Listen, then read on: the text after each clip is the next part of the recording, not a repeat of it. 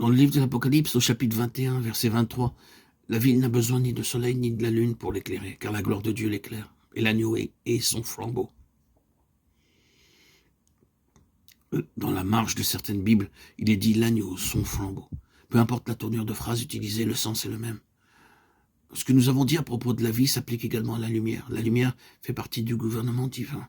Elle exerce son autorité.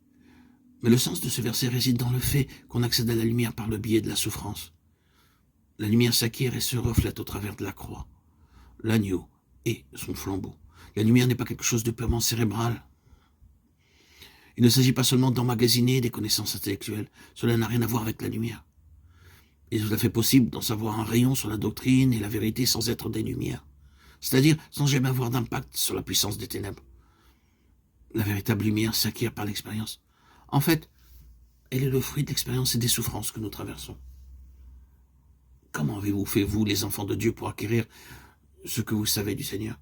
Comment êtes-vous entrés en possession de cette véritable connaissance du Seigneur, qui nous est si précieuse, qui a une si grande valeur, et qui fait de vous un instrument de choix pour les autres? Par la souffrance, grâce au chemin difficile sur lequel le Seigneur vous a placé, et grâce à l'œuvre de la croix qu'il a forgée en vous. L'agneau et son flambeau.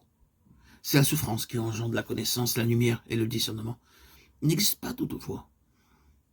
À la fin de son parcours, ce groupe de croyants jura d'une grande et merveilleuse révélation acquise par une communion aux souffrances de Christ.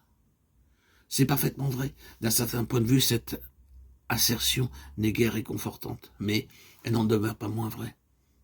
Elle devrait nous aider à mieux saisir le fait que le Seigneur, dans ses rapports avec nous, au travers des souffrances qu'il permet dans nos vies, ne cherche qu'à nous éduquer pour que nous puissions acquérir une véritable connaissance de sa personne. Cette connaissance intime sera d'une valeur incalculable pour nous et se transmettra aux autres par notre intermédiaire.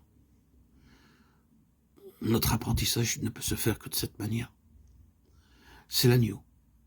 Toujours le principe de l'agneau, le chemin de la souffrance, du sacrifice et de l'anéantissement du moi qui nous fait pénétrer dans la connaissance du Seigneur, l'agneau et son flambeau.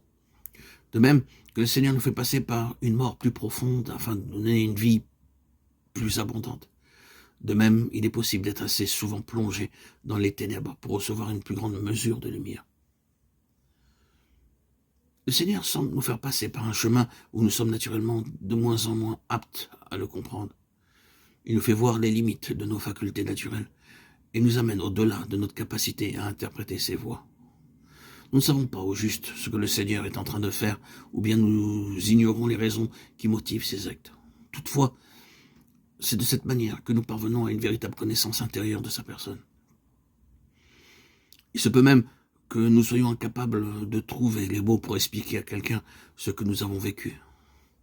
Mais nous savons au fond de nous-mêmes combien cette connaissance est puissante, vraiment puissante. C'est la lumière qui jaillit au travers de la croix.